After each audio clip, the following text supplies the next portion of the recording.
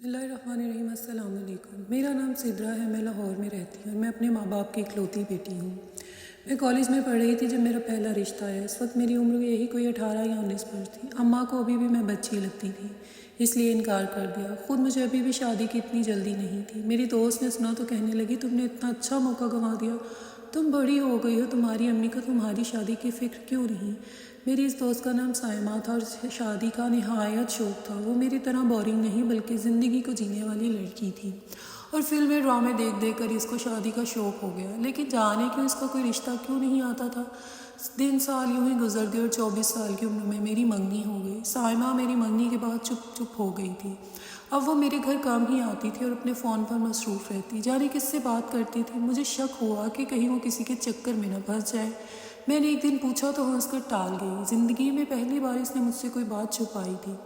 میں نے سوچا کچھ دن بعد اس سے دوبارہ پوچھوں گی، مگر پھر میری شادی کی تاریخ طے ہو گئی اور میں شادی کی تیاریوں میں مصروف ہو گئی۔ سائمہ ایک بار بھی میرے گھر نہیں آئی، حالانکہ مجھے کہتی رہتی تھی کہ میں تمہاری شادی کی شاپنگ خود کروں گی، مگر جب بھی اس سے فون کرتی تو نمبر بیزی ملتا۔ ایک دو بار اس کے گھر گئی تو وہ گھر پر نہ ملی۔ مجھے بہت غصہ آیا اس پر کہ سہیلی ایسی بھی ہوتی ہے۔ میری زندگی کے اتنے اہم موقع پر وہ غائب تھی۔ خیر میری شادی ہو گئی۔ میری شادی والے دن وہ آئی تو میں اسے دیکھ کر دنگ رہ گئی۔ وہ بہت کمزور ہو گئی تھی، ہڈیوں کا ڈھانچہ بن کر رہ گئی تھی۔ میں نے اس سے پوچھا کیا ہوا تو رونے لگی۔ مجھے کہنے لگی پھر کبھی بتاؤں گی۔ میری شادی ہو گئی اور میں اپنے سسرال آ گئی۔ میری دو نندیں تھیں جن کی شادی ہو چکی تھی اور صرف ایک دیور ہی باقی بچا تھا۔ وہ بہت سلجھا ہوا انسان تھا اور میری اس سے خاصی دوستی ہو گئی تھی۔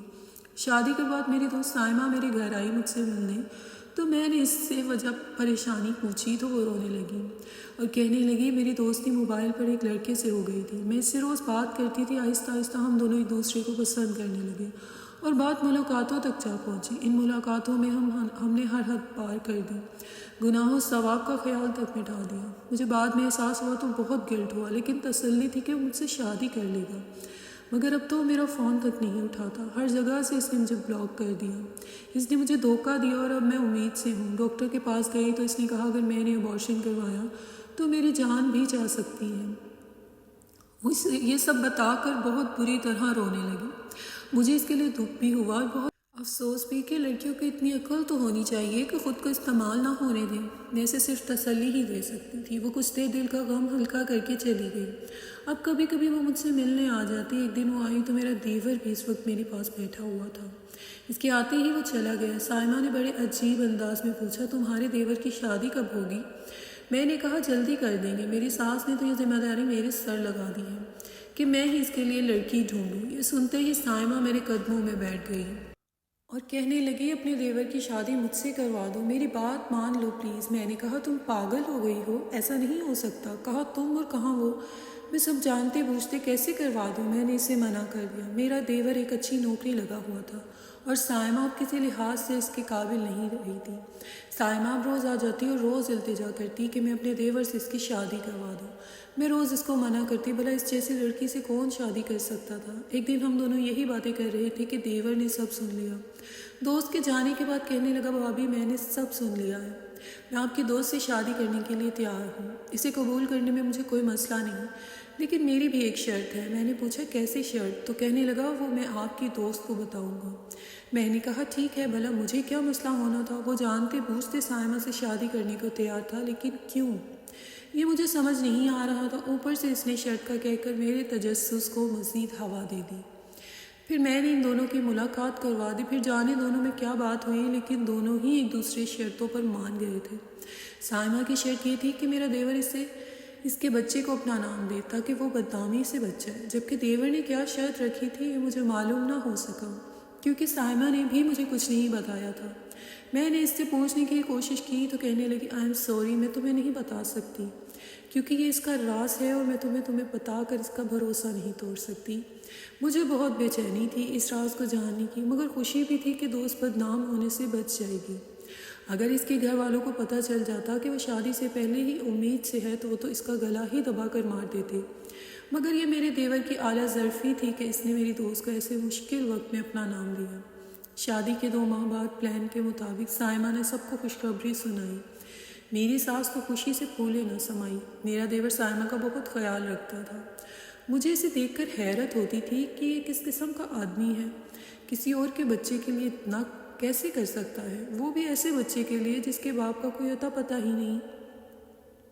میں نے گھر میں کسی کو نہیں بتایا تھا کہ ان دونوں کی شادی کن حالات میں اور کیوں ہوئی۔ ایک دن میں ان کے کمرے کے سامنے سے گزری تو مجھے باتوں کی آواز سنائی دی۔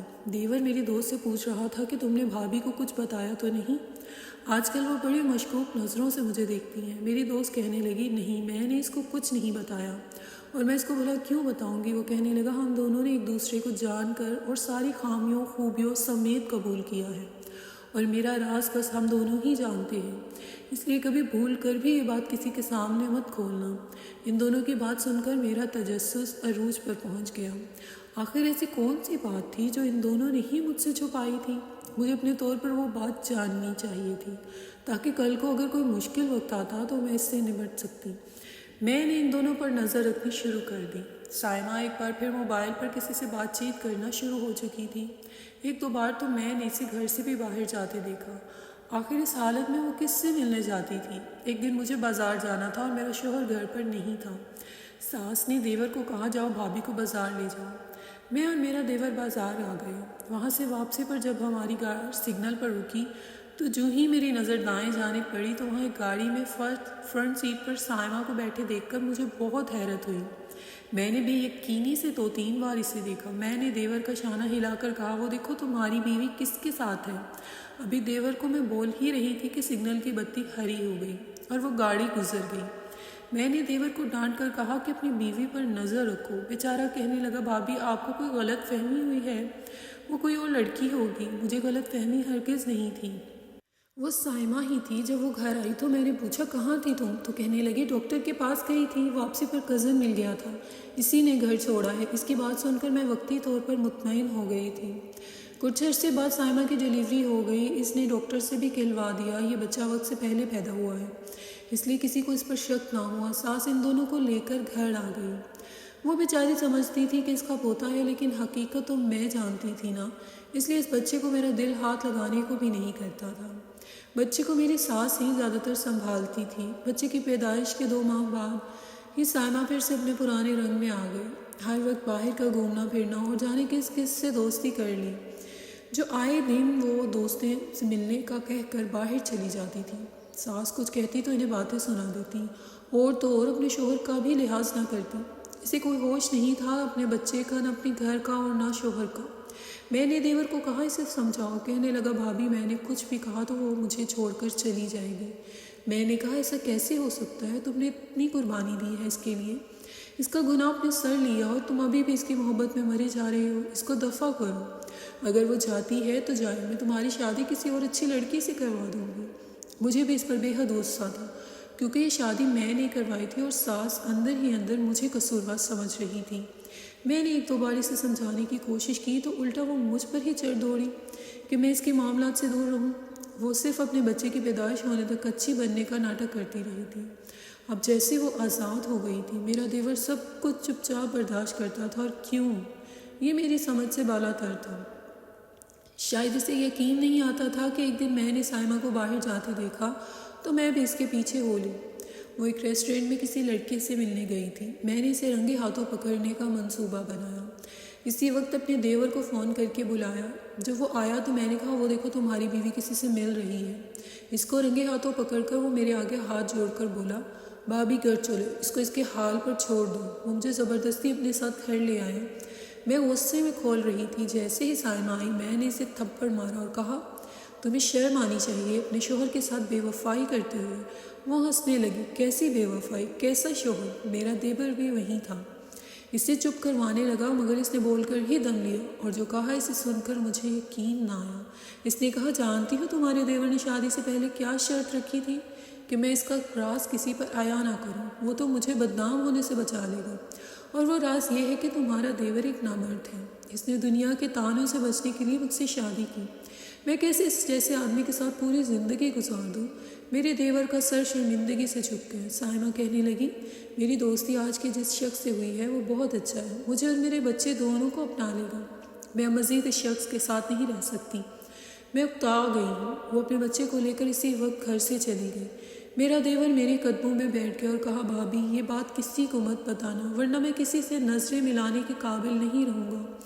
میں قدرتی طور پر ہی باپ نہیں بن سکتا، اس لیے مجھے معلوم تھا کہ میرے گھر والے جس سے بھی میری زبردستی شادی کروائیں گے وہ مجھے چھوڑ دے گی اور سب کو میری حقیقت بتا دے گی، اس لیے میں نے آپ کے دوست کو سب سچ بتا کر اس سے شادی کر لی۔